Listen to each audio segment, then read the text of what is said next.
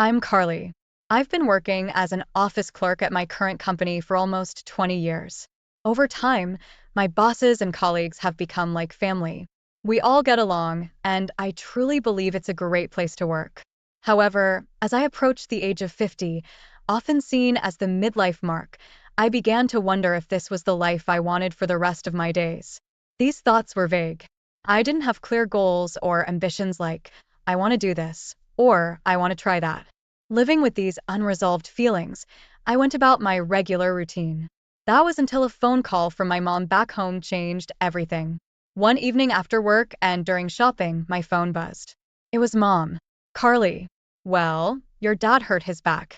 He got some patches from the hospital and is resting now, but he can't stand at the shop, so he's taking some time off. Concerned about my immobile dad, I decided to visit my parents the next day. As soon as I entered their house, I heard them arguing. I rushed towards the voices and found my dad trying to prepare some pastries and mom telling him to stop, worried it might worsen his pain. My parents run a bakery, passed down through generations. I'd never seen my dad take a day off. Dad himself didn't want to take time off for his own reasons, so he forced himself to prepare the cream. Even seeing me, he just grunted a greeting and returned to his work. Dad, stop it. You've hurt your back. The doctor told you, right? If you push too hard, the pain will last longer. Then reopening the shop will take even more time. Just rest for now, I exclaimed. But Dad, stubborn as always, didn't listen. However, when he tried to lift a bag containing a kilo of sugar, he cried out in pain and doubled over. Panicking, both Mom and I helped him to his bed. Once there, he admitted, I thought I was still young, but age catches up. With the new fancy store in the neighborhood taking our customers, maybe it's time to think about closing the shop for good. Our bakery was popular back in the day, but with trendy stores popping up and online shopping being the norm, it's been tough. The younger generation isn't into our traditional treats. The number of customers is decreasing year by year due to the shift away from Western sweets. Still, I love our pastries. Friends, family, and colleagues agree they're delicious. Ideally, I'd want the shop to continue, but without any knowledge about baking and with my parents aging, it would be risky for me to take over. And I couldn't recklessly tell them to keep going. Dad must really want the shop to continue, but at that moment, I felt so powerless. Eventually, Dad's pain lingered for so long that he had to close the shop for about a month. Even when he resumed business, it seemed like he was still in pain as he worked. Seeing this, I wanted to help Dad. After discussing with my husband, Andy, I decided to assist in the family shop during my days off. At first, Andy was supportive, often telling me, it's okay, go ahead. But as I began spending most of my weekends helping out at my family's place, Andy became resentful. Every time I got ready to leave, he would make snide remarks like, you value your family more than your own husband, or isn't it too late for that shop anyway? Aren't you just wasting your time? Initially, I responded with understanding, saying, I get it, I'm sorry. But as this became a pattern, I began to just leave the house without reacting. In response, Andy started to act childishly by hiding the apron I used at the shop or trying to make me oversleep by turning off my alarm. Watching him play such juvenile pranks with a smirk, my love for Andy dwindled. Then, one day, things took a turn. Next Monday, began one of my superiors, Alan. We're having a client meeting at our office. I was thinking of serving desserts from your family shop. Would that be all right? Oh, but isn't the shop still closed? If so, don't worry about it. I readily agreed, immediately went to my family's place and bought the desserts for Alan, who had always been a fan of our products and frequently visited with his family. So to speak, he's a regular customer. So Alan introduced our delicacies to the clients, hoping they would love them. As I was working, Alan and one of the clients came to see me during lunch break. This is Carly, the one I told you about from the dessert shop. Alan introduced me, out of the blue, to the client. Baffled, I met the client, Jude, who began, sorry to surprise you. My name's Jude. The dessert I had earlier was so delicious.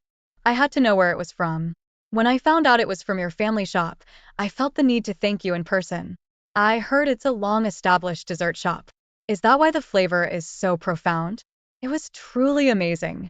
According to Alan, Jude is a huge fan of desserts and even goes on dessert hopping with her family during weekends. I never expected someone to personally come to thank me. I was overwhelmed and tears welled up in my eyes. Taken aback by my sudden emotional outburst, I explained to the startled Alan and Jude, I'm sorry. I didn't expect such appreciation. I think Dad would be thrilled to hear this, but I fear this flavor might end with Dad's generation. If you liked it, please visit the shop. Jude, surprised, asked, are you closing the shop? I shared the circumstances at home and my feelings. If you wish for the shop to continue, why not learn and take over, even if it's now? It's never too late. I have often thought about it myself, but quitting my current job and taking over my family store comes with its risks. And besides, even if I were to take over, I am not confident that the store's sales would recover. I am almost 50 years old, and I don't have the courage to start something new at this age. I don't even know where to begin. It's not just about keeping the store going, and since I have never been involved in the management or confectionery making, I am anxious about whether I can handle it. I said. Jude thought for a moment before responding. I hate lies, you know. Your family's confectionery was really delicious. If possible, I would like many people to taste this flavor. But I understand your anxiety. As we age, we become less inclined to take on new challenges. But I believe that it is never too late to start something new. Besides, you were just saying earlier that you wonder if your life is okay as it is now. If you think so, then now is your chance to change your life. Upon hearing that, it was as if a lightning bolt struck my head. While I said that I wanted to change myself, I never took any action and was just wasting time. Of course, taking over the store is by no means an easy task, and it is inevitable that I would cause trouble for both my company and my family. But now that my children are adults and independent, and Andy is working, things might work out after all. I think you need time to talk with your family, and if you decide on anything, please contact me. I will help you. Jude said as she handed me her business card. It was truly a grateful encounter. That night, I talked to Andy about what happened today and told him that I wanted to explore ways to revive our family's confectionery store. However, he responded with a mocking attitude. No way. You must be joking. Or are you trying to scam someone? There's no way that old and dirty store will become popular again.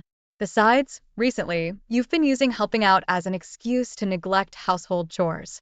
You should just give up and close the store gracefully, and you should just do the housework like you're supposed to, he said, laughing at the serious concerns I had confided in him. You may think that our store is old and about to go out of business, but there are people who like our store's taste and are willing to support us, so I think there is still a chance, and if I don't do anything now, I will regret it for the rest of my life. I know I'm being selfish, but our children are independent now, and it looks like I'll be able to receive early retirement pay, so I should be able to get by for a while. And when I'm not around, you can just do the housework, I said. Andy's face clearly showed his displeasure as he said, huh? I married you because you could handle both work and housework, and now you're suddenly quitting your job to take over the store and neglecting housework. That's a breach of contract. And besides, if it were a young and beautiful female president, it would be newsworthy, but a nearly 50-year-old woman standing in the store won't work. Men all want to buy from young and beautiful women. I don't have any emotional attachment to the store, so I just wish it would go out of business already. Confectionery is outdated in this day and age anyway. Well, if you still want to take over the store after all I've said, then get a divorce first. I can't watch if you make a big mistake and end up in debt. Andy was all puffed up and acting arrogant. I figured he probably didn't really want a divorce. He must have thought I'd give in if just mentioned it. But when I said, all right, bring the divorce papers in, he looked shocked, even though he was the one who brought it up. Of course, I had my doubts and fears, but after much thought, I was determined to take over the shop. And yet, right from the start, he shot that idea down, made fun of it, and in the end, hinted at divorce just to get his way. Such a narrow-minded man. No thanks from me. Later on, he embarrassingly yelled, you know what divorce means, right? I calmly replied, you're the one who suggested it after thinking it through, right? I've thought about it, and I'm fine with it. Bring the papers. Seeing the hit to his pride, Andy's face turned beet red. The next week, he really did bring the divorce papers, shoving them in front of me. If you sign this, we're strangers. Are you sure about this? I had made up my mind. Silently, I took the papers and signed my name. Perhaps he expected me to hesitate because he looked completely stunned. Yes, we're now strangers. I'll submit these. Let's discuss the details through our lawyers, I said, grabbing my packed bags and leaving the house. I went straight to my parents' house and explained the divorce and its circumstances. They were both shocked and a bit angry. I think our marriage was doomed from the start with a man who, instead of being supportive, opposed everything and badmouthed me and my family. It was bound to break down.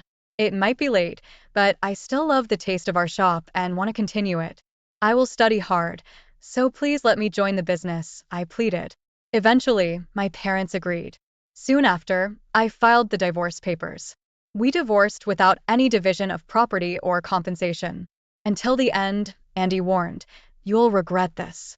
But I simply replied, if I regret it, it's none of your business. And we parted ways. Juggling work in the family business was challenging for me, from developing new products, introducing machines, managing costs, promotions, and various other tasks. There were moments I felt overwhelmed. But each time, Jude was there to help and support, introducing me to various business contacts, helping me stay afloat. Trying to increase our online presence through social media was tough since neither my parents nor I were familiar with it. But after months of consistent posting with the help of my daughter, Layla, who is an expert in social media, we began to see an increase in likes. Still, Layla wasn't satisfied. She said we needed to go viral. When I asked her what that meant, she explained it's when something becomes a hot topic on social media. Wondering what could possibly make us go viral, I tried sharing our daily life, like preparing pastries and uploading videos of mom reviewing them. While we did get likes, we were far from going viral, and I realized how hard it is to suddenly become a sensation. One day, while I was busy with office work, I got a call from Layla. I called her back during my break, and an excited Layla said, "Hey, Mom, the video of Grandpa the other day went super viral." Confused, I asked, "What do you mean?" It turns out a video of Dad interacting with a neighborhood dog was getting a lot of attention. People found the interaction between grandfather and the dog endearing, saying not only was the dog cute, but the joyful grandfather was even cuter. I never imagined he'd become famous this way, but thanks to that video, we started to attract younger customers, and Layla, sensing an opportunity, uploaded a short video of her dancing with Dad, which also became a hit. Our shop became more famous for Dad than our pastries, and we started to see customers occasionally asking for a photo with him. Later, we introduced adorable pastries themed around animals and plants, seasonal limited edition pastries, and even low-sugar options for health-conscious folks. As a result, our sales gradually but surely increased. When business started to pick up, I left my office job to focus solely on the bakery, actively participating in its management and pastry making. While I couldn't match the expertise of my skilled parents, I was genuinely happy to work alongside them in the shop. We also started mail order service, leading to orders from distant places. During busy times, even my children would help out, and our business quickly grew. Dad, initially resistant to new things, was overjoyed by the result. The last time the shop was this lively was when my own father was still alive. Carly, Layla, thank you so much. We're truly blessed to have such wonderful daughters and grandchildren, he said, bringing me to the brink of tears. After that, a local TV station found us through social media and offered to do a feature on us. We were also featured in a popular national magazine as the shop to watch. As a result, more and more customers started coming in, and just when things were starting to pick up, an incident occurred. It happened when I was tidying up the store to get ready for closing. About 15 minutes before closing time, a man rushed in, shouting, "Is Carly here?" That voice sounded familiar. I thought, could it be? Embrace myself, only to see Andy saying, "Carly, how have you been? Saw you on TV the other day. Seems like you're making good money now." Man, I'm so proud. What do you want? I responded coldly, feeling uneasy. Andy then tried to lighten the mood. You still mad about what I said back then? It was just a joke, right? But okay, I admit I said it wrong. How about we forget about it and start over? I'll be your successor and help with the business. Sounds good? I refused immediately, shocked at his proposal. What are you talking about? Why would I ever want that? You hurt me deeply back then, when I was truly struggling, and even suggested divorce. I'd never marry someone as petty as you, not even for all the money in the world. You said I'd regret my decision, but I don't. In fact, I'm better off without you. Plus, taking credit for your ex-wife's success is just pathetic. Let me make this clear. There's no way we're getting back together, and absolutely no chance. Now get out and never show your face in my shop again. I shouted, chasing him out with a broom. Andy, clearly not expecting to be thrown out, left yelling, "You'll regret this." A few days after Andy's visit, there was an increase in false comments on our shop's social media. Accusations like, "This place used expired ingredients in their cakes, and their kitchen is filthy and infested with cockroaches. They serve desserts made in such conditions." Layla would always refute these claims, but then they'd quote her and make even nastier comments. Despite reporting these accounts, they'd come back using different profiles. Eventually, I decided to consult a lawyer.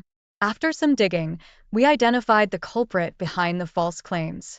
As you might have guessed, it was Andy. Through our lawyer, we informed Andy that we were aware of his actions. We warned him that any further slander would result in legal action. Subsequently, Andy deleted all his social media accounts and stopped making any comments. You'd think that was the end of it, but there was more to come. Though Andy stopped making negative comments on our shop's SNS, he apparently created fake accounts to continue his vendetta. Layla discovered this and showed it to me. You think this could be Dad? That's how we found out. There were posts badmouthing someone without naming names, but clearly referring to me. Among those posts was a melodramatic one saying, "Where did I go wrong in life?" It gave me the chills to think that a man nearing 60 would do something so petty. Layla captured screenshots of Andy's social media account and shared them. She then explained the baseless claims made by the individual, and our loyal customers rallied behind us. Making unfounded claims about unsanitary practices won't gain anyone's trust. After a while, Andy's fake account faced a social media backlash, and in panic, Andy deleted that account.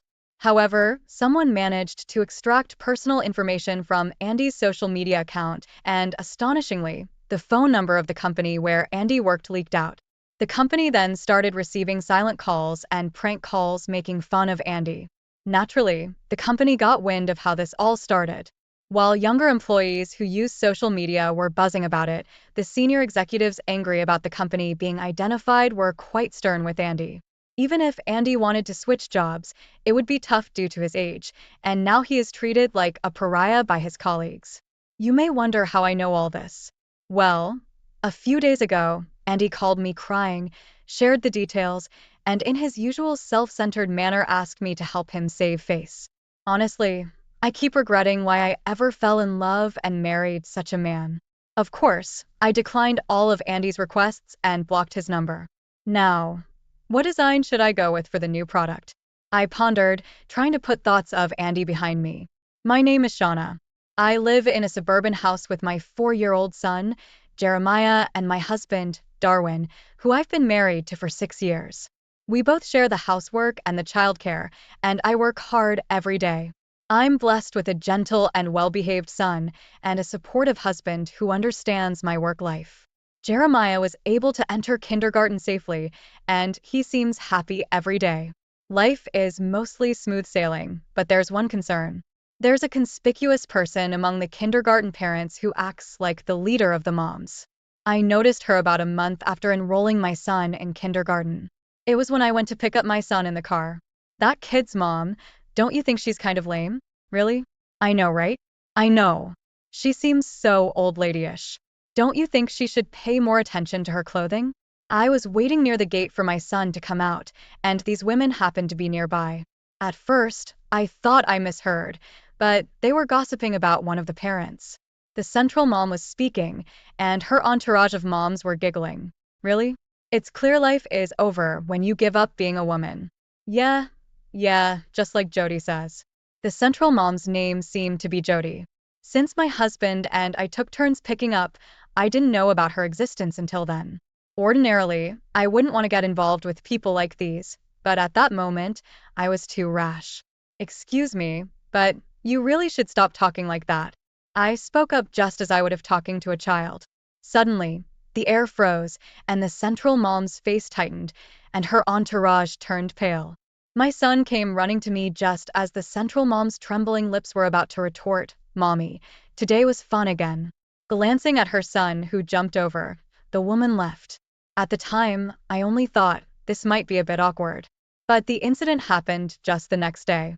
Worse yet, from that day on, I had been in charge of my son's kindergarten activities for a while. It'll be tough, but I think he'll get over it in a month or so. Nah, I think it'll be fine if I manage my time well. I've already talked to everyone at work, and I'll figure it out. Luckily, my job is flexible enough to adjust to my convenience. I specify the schedule to my colleagues for when I'll be away, then hurriedly leave the office. Driving into the kindergarten, I felt a bad vibe the moment I stepped into the parking lot. What? I feel like the other moms are looking at me and talking about something. When I look at them, they quickly look away. I was clearly being excluded. Oh wow, it's been a while since I've felt like this. As I approached the moms who were whispering, they scattered like a retreating tide. I almost laughed, but I held it in and decided to wait by the wall for my son. That's Jeremiah's mom, apparently. She's rather flashy. Quite sharp looking, isn't she?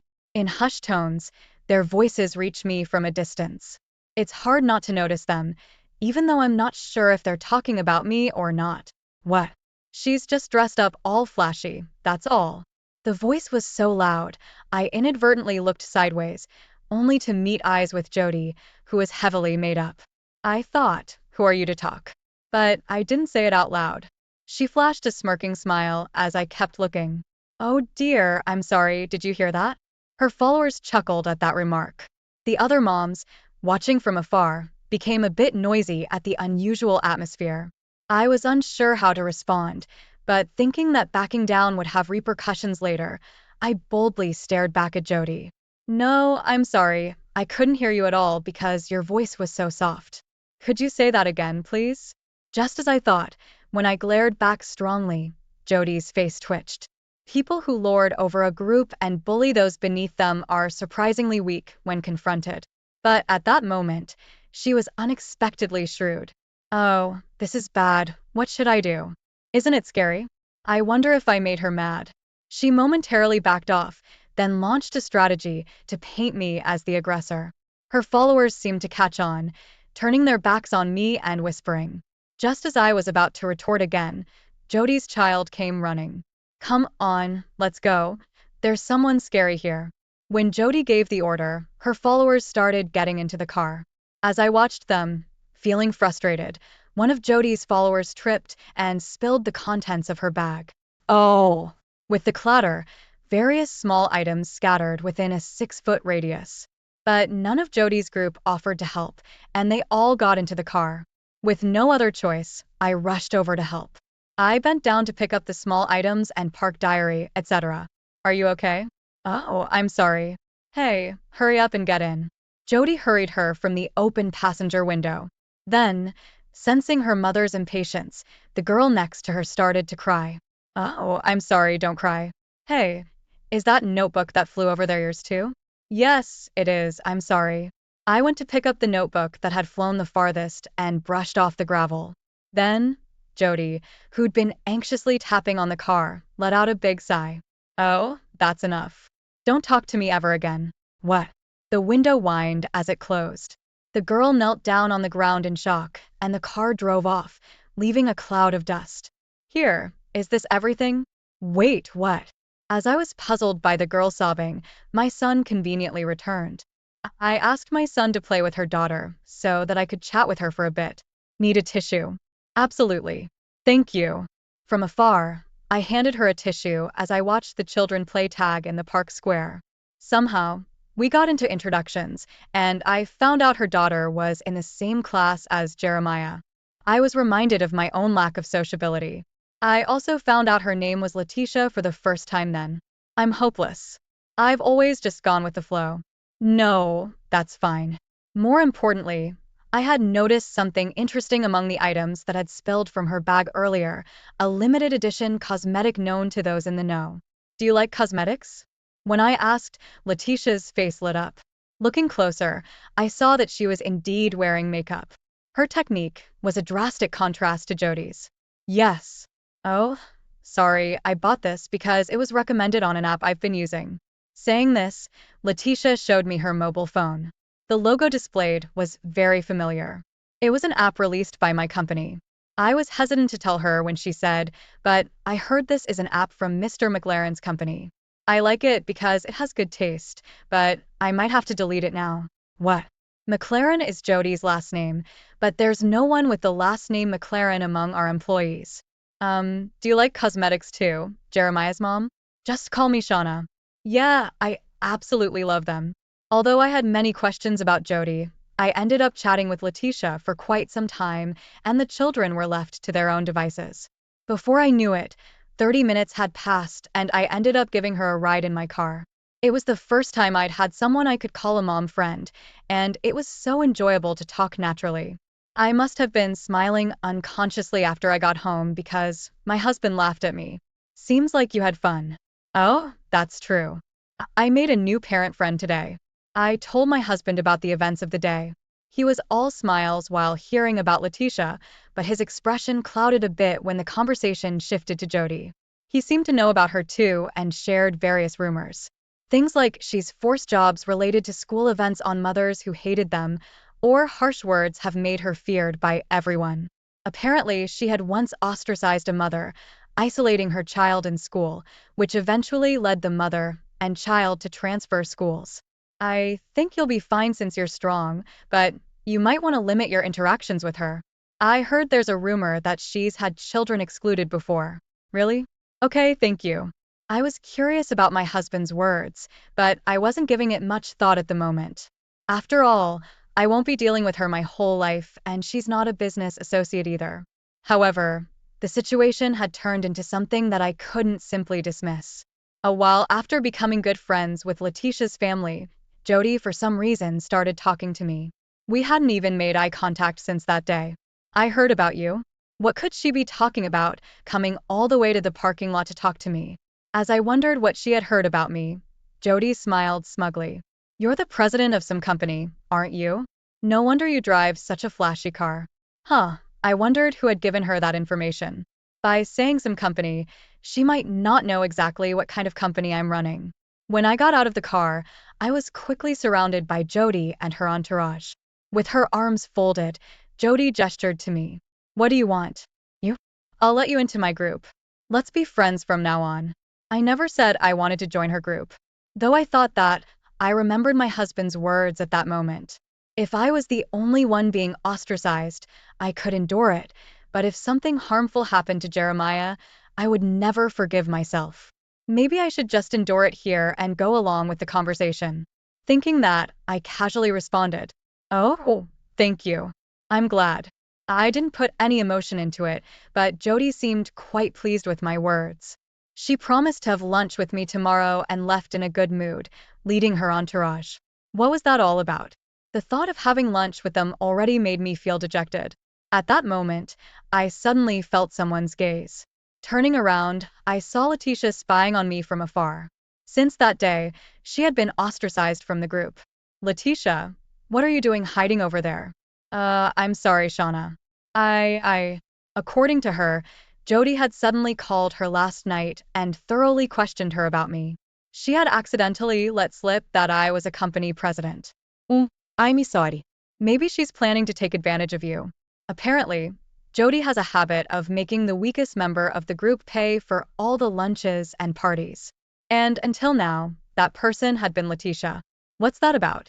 I once thought it was best to maintain a healthy distance with Jodi, but I couldn't tolerate her treating Letitia, such a kind person, so horribly. I decided to change my strategy. We'll be part of this kindergarten for another 3 years. If we have another child, it'll be even longer. Jody's family seems to have many children, and if I'm going to be involved with them for so long, it might be easier to take a stand right now. I was invited to that group, I said. Despair washed over Letitia's face, and she almost started crying. Then we can't talk anymore, can we? Apparently, Jody has forbidden the group's members from talking to any mothers she's ostracized. I'm amazed at how tyrannical she is. No way, that's not true at all. I just wanted to surprise everyone. I really think this isn't good. The next day, the cafe where I was invited for lunch was very close to my office. Jody was at the center, taking over the terrace seating. You know, you look very flashy, don't you? In a good way, of course. So, with that and being a CEO, you must be incredible. You must be working hard and earning good money, right? I was bothered by the occasional condescending tone, but that wasn't what I wanted to hear about today. Speaking of which, that app is popular these days. From outside the cafe, I could see a large billboard at the top of a building advertising our company's app. The reason I brought up this topic was, yes, it's popular now. Actually, my husband works for that company. Oh, really? He just changed jobs. He was scouted with attractive terms and was poached. You should come to the job change celebration. Just as I thought, she took the bait. However, there were several inaccuracies in what she said. To be precise, her husband isn't working there yet. They've only offered him the job, and his first day in the office isn't until next week. Besides, he wasn't headhunted or anything. He just applied on his own accord. They probably think I know nothing about it, but unfortunately for them, I'm the most knowledgeable person in the whole world about that company. Oh, I'm sorry. I have to go now. Oh my, you sure are busy as a CEO, huh? Take care. Confused by what was just said, I tilt my head and Jody smiles in disbelief. You know, you may be the CEO, but you're still the newest member here, right? That's why I'm saying you should pick up the check. It seemed that Letitia's concerns were right on the money. In the end, they probably just saw me as someone to pay the bill. The conversation was filled with nasty gossip, and I felt nothing but disgust at the malicious attacks on Letitia. I forced a smile, paid the bill, and left. Everything is in place now. All that's left is to deliver the punch. On the night of Jody's husband's job transfer celebration, I approached him. Mr. McLaren, you're working late on your first day. Boss, I'm sorry, just a little longer. I want to learn the job quickly. Today was Mr. McLaren's first day of work. He was a bit cautious, but just as I felt during the interview, he was a completely ordinary person. How about we go out for drinks to welcome you on your first day? I'll invite the others too. No, I really want to go, but my wife has booked dinner to celebrate my job change. I'm sorry, can we do it next week? I knew he wouldn't come. Besides, I knew his wife had reserved a table at a fancy steakhouse because, coincidentally, I was invited there too. I left the office, picked up Letitia in my car, and headed to the restaurant. You took your time, didn't you? It's already started. Oh my. The star of the show is supposed to be her husband, but the party had already started when I entered the restaurant.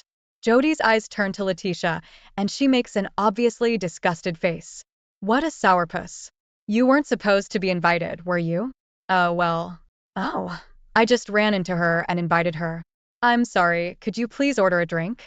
Jody and her entourage have taken over the table seats, and Letitia and I sit at a separate table for two. Jody completely turns her back on us, engrossed in conversation.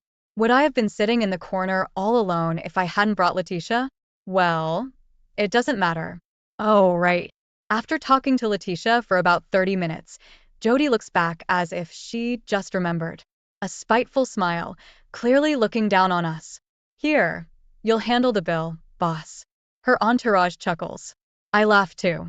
It was such a predictable turn of events. Yes, that's fine. You're part of the group now, so it's only natural. Oh, that person will be showing up soon too. At that moment, I stood up. When I went down the hallway leading to the bathroom and eavesdropped, I heard that Jody's husband had just entered the restaurant. Wow, everyone. I'm sorry to keep you waiting. Everyone wants to celebrate you. I'm proud that you joined that company. Everyone has downloaded the app, although they seem to have been eating and drinking quite a bit, sidelining the main person. But I thought, Thanks for downloading the app. But is this place okay? It looks really expensive. Oh, don't worry about it. The new mom will pay for everything. Being rich is nice, isn't it? The crowd around burst into laughter. Then, without waiting for me to come back, I heard a toast being raised. I sighed and snuck back to my seat at the edge of the room. It was a coincidence, but my seat was behind Mr. McLaren and in just the right position so he couldn't see me. But you know what I think. Men and women really should have separate roles, I believe, she said loud enough for me to hear. This was one of Jody's favorite topics. You see, if a mom's not at home, the kids are going to suffer, right? Plus, I don't think women can do a good job in the workplace. Hey, now, don't say that. My current boss is a woman, you know. That's my point. I'm sure you'd do a better job if you were the boss. That was the last straw for me. I couldn't help but let out a laugh, and Jody glared at me. What are you laughing at? It's the truth. I don't know what kind of company you run, but that should be left to men. What? No, I'm sorry, but the app my company created seems to be used by all of you, and it's doing great, so don't worry. Saying that, Jody's face twisted, not understanding. Mr. McLaren turned to look at my face and went pale. What nonsense are you talking about? That's enough. I'm disgusted. Just leave the money and go. Hey, you. What are you saying to the boss? Good work today, Mr. McLaren. Congratulations on the new job. He noticed my empty glass, and Mr. McLaren hurriedly brought a beer bottle. As I was refusing it, I could see Jody's face getting more and more twisted, unable to catch up with the situation. Her followers were also confused and murmuring. Mr. McLaren apologized with such force, it looked like he was about to put his head to the floor. Ma'am President, my wife has been quite rude this time. I must apologize. No way. This is just unacceptable. Looks like Mr. McLaren will have to be fired. Just kidding. As I joked like that, McLaren clung to me and apologized. I quickly apologized back to lighten the mood, knowing that this would leave nothing but a feeling of harassment. David's mom, you'll still be friends with us, right? You're not really going to fire my husband, are you? Jody, with a completely fawning smile, buttered me up. Her family has many children, so losing her husband's job would be a problem now. I won't fire him though. No. My child, Jeremiah, was not interested in me at all, was he? Oh, so sorry. Move. You're in the way, Letitia. Jody, trying to push Letitia away, who was standing next to me. What a distasteful person. Come on, leave this mediocre woman behind. You'll still be friends with me, right? No, the mediocre one is you. Letitia is my dear friend. She's a far better person than you. What? Jody's voice rose, and she went into a wild rage. I apologized to the restaurant owner and paid for everyone's bill. Mr. McLaren, we're counting on you starting next week. I said that to Mr. McLaren, who was desperately calming his wife, and we left the restaurant. Later, Letitia and I had a modest celebration. After that, Jody's group fell apart. None of her followers wanted to continue associating with Jody after witnessing her behavior that night. She began to avoid me and gradually lost her place in social circles. A month later, her entire demeanor had changed and she became quite subdued. She tried and failed to join other mom groups, but that's none of my business. Letitia and I continued our friendship and we still visit each other with our families on holidays. McLaren and I have a business relationship, so personal matters don't come into play. Seeing how hard he works, I can't help but think the incident that night might have spurred him on. In any case, I believe that taking a strong stance from the beginning paid off, perhaps in human relationships. Taking the initiative is key to victory. I don't remember inviting you. She must be talking about her bragging party today, showing off her fancy high-rise apartment to everyone. Well, I don't remember being invited either, and I certainly had no desire to go. But she continued to confront me. Did you come for a tour or something? You, who can only afford such cheap and unimpressive clothes for your own daughter. She smirked, looking down on me. Hearing this, I decided to fight back. Is there a reason I shouldn't be here? Yes, this is no place for someone as poor as you. With one sentence, I stopped Jasmine in her tracks. As my words sunk in, her face turned ashen, then quickly flushed with anger. She couldn't believe what I had said and called me a lying bastard, which was rather amusing. My name is Alan, and I'm a homemaker. I did want to work, but at my husband's request, I decided to focus on our home. But every day is filled with joy as I work hard for my family. My loving husband, our dear daughter, and I lead a life full of love and dedication. This story took place a few years after my daughter was born. She had grown up, and it was time for her to attend preschool. Among several options, my husband and I chose the preschool where we believed our daughter could grow freely. At first, she was a little nervous, but she soon made many friends and enjoyed her days at preschool. I also made new friends, other moms, thanks to our children's friendships. But not all of these connections were pleasant. While most of them were kind, there were a few who always tried to one-up everyone else. The leader of this pack was Jasmine. According to other parents, Jasmine was a homemaker too, but her husband worked at a famous company. She seemed to brag a lot about being the wife of an employee at such a notable firm. Her stories were always about luxurious hotels, trips abroad, or buying designer items. Just recently, I had to listen to her boast about her lunch at a renowned chef's restaurant. While Jasmine seemed to have a few friends among the moms, I didn't want much to do with her. But it seems like we can't always choose who we encounter. On holiday, I took my daughter to the park and unexpectedly ran into Jasmine. "Oh, hello there," she approached me. Jasmine was dressed in an elegant tight dress with delicate strappy mules. Everything about her screamed expensive. It was all so outstandingly flashy and beautiful. Not exactly the outfit one would expect for a park outing with a child. "Hello," I managed to respond, doing my best to hide my discomfort. She then erased her expression and stared at me. I was puzzled, wondering if I'd done something wrong. But then I realized her gaze was focused on my daughter standing next to me. Upon seeing my daughter, Jasmine chuckled in a derisive manner, looking at me with a smirk. And then she turns to me with a smirk.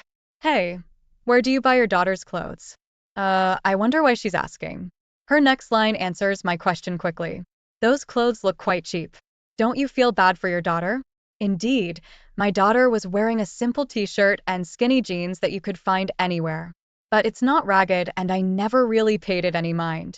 So I just chuckled and let it slide. It seems like any response I give would just invite a counter-argument. So saying anything now would only lead to a headache. Better to avoid unnecessary confrontation. Seeing my forced smile, Jasmine apparently assumed she'd hit a nerve. With a triumphant look, she said, "If you can't afford anything better, let me know. I can give you some of my kids' old clothes. They're secondhand though. If you want, I can even give you some of my clothes." I had no particular desire to accept her offer. So I responded vaguely with, "Sure, I'll keep that in mind if I ever need to." By this time, our kids were engrossed in different play equipment. So I was eager to end the conversation. "My daughter seems to want to play somewhere else. So I have to go," I told her. "Well, if you ever need help with clothes, don't hesitate to tell me." She waved flamboyantly, and we parted ways. Seeing my daughter's cheerful smile ahead of me, my irritation subsided. One day I heard Jasmine was inviting some close mom friends over to a party at her house. Apparently she'd bought a newly built high-rise apartment with her husband's money. She probably planned to show off the apartment during her home party. I was not invited, but I had no interest in a party thrown by Jasmine and figured it would just be an opportunity for her to boast. So I didn't care. Rumor has it that there was a dress code for the dinner party. Apparently the guests were instructed to wear ostentatious, brightly colored and beautiful dresses, which aren't usually required at a casual home party. I also heard that moms from relatively affluent families were invited. Sure enough, looking at the guest list, there were moms with husbands working at global companies or whose families owned large pieces of land. The dress code was probably there to filter the guests. Realizing again that Jasmine judges people by their wealth, I was fed up just hearing about it. I genuinely considered how to avoid her as much as possible in the future. But as long as our kids were at the same preschool, that seemed unlikely. I hoped we'd never meet again privately, but after the recent incident at the park, I realized that we live in the same area and that it would be difficult. I wished that this problem would disappear completely someday. I even wished on a star. On another day, I found myself heading towards a high-rise apartment. I opened the automatic lock at the entrance, walked inside the building, and looked around the floor. Just then, a door creaked open. Surprisingly, the person who appeared was the haughty guardian, Jasmine. I was taken aback and stood frozen for a moment, but soon I regained my composure. Well, hello there. No matter how much I disliked her, I figured I should at least say hello. However, Jasmine didn't respond, instead staring at me with wide eyes. We exchanged glances for a while until Jasmine furrowed her brows, a clear sign of her unhidden anger, and addressed me. I don't remember inviting you. Ah, she's referring to today's party. I don't recall being invited either, nor did I want to attend. Well, I wasn't invited, I responded matter-of-factly. Apparently, she didn't appreciate my response. Jasmine continued to confront me. Why are you here if you weren't invited? Why am I here, you ask? Did you come here to tour this high-rise apartment, even though you can only afford to dress your daughter in such drab and lowly clothing? She snickered at me with disdain. Hearing that, I thought, now is the perfect moment to counter Jasmine. I carefully chose my words to throw at her. Do you think I shouldn't be here? Yes, this is not a place for someone like you. Why is that? Because for someone poor like you, well, this is actually my home. As my words overlapped with Jasmine's, her movements came to a complete halt. Her face turned pale when she realized what I had said. She probably hadn't expected that response at all. Her eyes were black and white, as if she didn't understand. She blinked in disbelief, trying to digest the situation. Instantly, Jasmine's face turned red with anger. What do you mean? Explain yourself. Let me clarify for you then. Actually, my husband is the president of several companies. They may not be famous companies, but thanks to the income generated from these businesses, we earn significantly more than the average person. He owns several properties across Japan, and the new high-rise apartment building where we are now is built on one of his properties. So, this apartment building is owned by my husband, which means it's our home. I regularly visit this high-rise apartment because my husband entrusted its management to me. He understood that I wanted to work, so he gave me this job. I explained the situation to her in a nutshell. Upon hearing this, Jasmine raised her eyebrows and shouted, "What? I didn't know about this. When I signed the contract for the apartment, I didn't meet you. I met a man who is the manager." Oh, that must have been my husband. He took over for me this time for the key handover, so I didn't get a chance to meet you. You can tell as many lies as you want.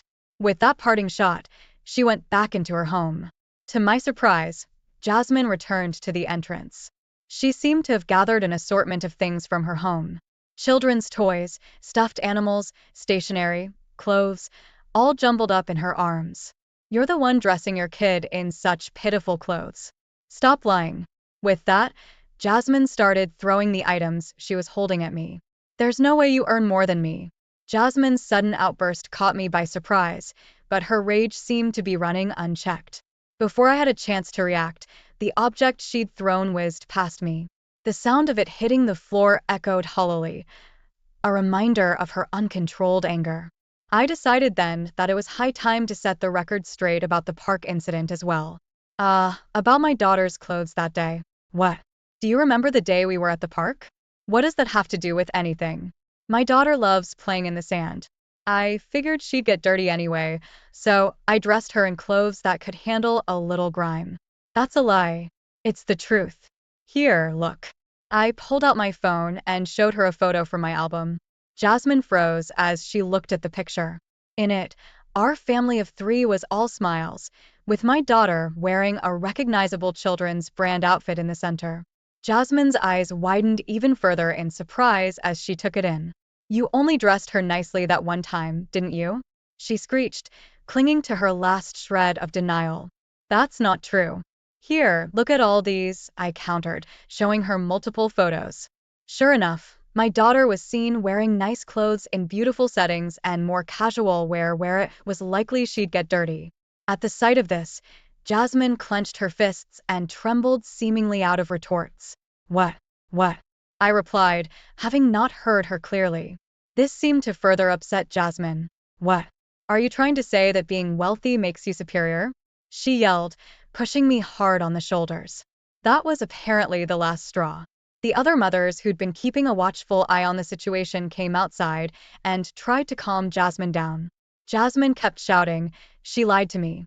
There's no way she lives in this luxury apartment. She's just lying to be more popular than me. Ignoring the calming words of her friends, she continued to yell. After a while, perhaps exhausted from the constant shouting, Jasmine finally quieted down, catching her breath in heavy gasps. It was quite a sight. Her hair disheveled, one slipper missing, and all around her, the aftermath of her tantrum. The hallway was littered with the objects she had thrown. Toys were broken from the impact, stuffed animals lay lifeless.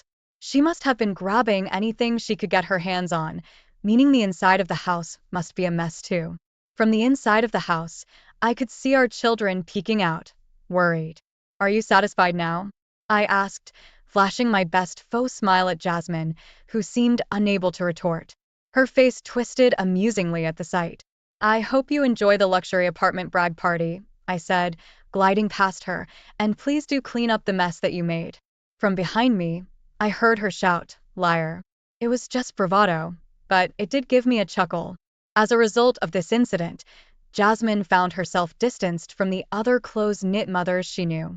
It seemed that her usually high-handed behavior had been a point of contention for some time. She even had the gall to make the other mothers clean up her mess. Her outrageous tantrum this time around was the last straw, painting her as an unstable individual in their eyes. The friends Jasmine thought she had amongst the mothers distanced themselves from her, and she found herself isolated in the preschool community. It was a pitiful sight to behold. To add insult to injury, rumors began to circulate that Jasmine had gotten a divorce. It was said that she was living lavishly off her husband's money, jet-setting on international trips and splurging on designer brands. This issue was the straw that broke the camel's back, as it was said that her spouse's affection and interest in her had already been waning. The incident where Jasmine threw objects at me and refused to clean up her mess was the final blow that pushed her husband over the edge. Jasmine reportedly pleaded, "Please don't leave me." But her husband responded, "I never thought you would stoop this low. I can't stay with you anymore. I'm going to take custody of our child." And just like that, Jasmine was left all alone. Their marriage had been a secret affair where the two had eloped to a distant land. Hence, Jasmine had no one around her to lend a helping hand. Jobless Jasmine, having lost her means of living, was in a tough spot. Word of her fall from grace spread quickly through the grapevine, and finding employment was a struggle. Eventually, Jasmine managed to find work as a part-timer in a supermarket and was said to be living in a rundown 50-year-old apartment with doors that creaked and groaned. It was reported that she was barely scraping by. After all that's happened, I sincerely hope Jasmine has learned her lesson and will no longer judge people based on their wealth. It's just a cold, right? You'll be fine if you sleep it off. I couldn't believe what my husband just said. He was planning to leave me running a high fever and our young daughter to attend a friend's wedding overseas. And off he went, genuinely excited about his trip. But little did he know, a surprising twist awaited him. I am Allison, a 35-year-old stay-at-home mom. I live with my husband David and our 5-year-old daughter, Misty. Misty loves reading picture books. She's a sweet, kind-hearted girl who laughs a lot, my pride and joy. David has many friends and is well-versed in various hobbies. His stories were always entertaining. He was a man I was proud to be with. I believed that marrying someone as wonderful as David would lead to a happy marriage. And it was blissful in the our newlywed life was sweet, and we were blessed with a child fairly quickly. I quit my job when I got pregnant, as per David's request. I gave birth to Misty without any issues. That's when things changed. He changed drastically. After the birth, David started calling me fat because I couldn't lose the baby weight. He would say, "You're not attractive anymore. Make an effort to lose some weight." Struggling with first-time parenting, I was also criticized for not keeping up with household chores. I did ask David for help, but he yelled, "Don't be lazy. You eat but can't even handle chores or childcare." Unbelievable. David seemed to resent that his time was being consumed by household duties and childcare. I was shocked to discover this selfish side of him, especially after he was so happy about the pregnancy. If I ever asked David for help, he would complain to neighbors and relatives that I was neglecting my duties, making me feel ashamed. I became hesitant to confront David. I was afraid he would spread more false stories about me. But the biggest issue is money. When it was just the two of us, we both contributed to a joint account and spent the rest freely. After Misty was born, David took over the finances since I had no income. But he hardly gave any money for living expenses. He once told me to manage on just $300 for the three of us. Stress. I couldn't produce enough breast milk, so Misty was on formula. Between formula and diapers, $300 was nowhere near enough. When I tried to save by cooking budget meals, David would get furious, saying, "Don't serve me this cheap-smelling food." I even suggested getting a job to help out. But David looked down on me, saying you can't even handle housework, let alone work and raise a child. You're planning to slack off and make me do everything, aren't you? Just manage with the money I give you. David was absolutely against me working, perhaps fearing it would add to his household responsibilities. Now that Misty is 5, David seems to have lost interest in her. He often ignores her when she tries to talk to him, preferring to play with his phone instead. I thought marrying David would lead to a happy family, but I was completely wrong. Seeing Misty downcast because David ignores her and won't play with her breaks my heart. Then one day I discovered that David had used the money we had been saving for Misty's education. I'm not working, and I think we're barely making ends meet each month. David is supposed to be managing our finances, but he won't tell me how much we are saving. Maybe we're not saving at all and running a deficit each month?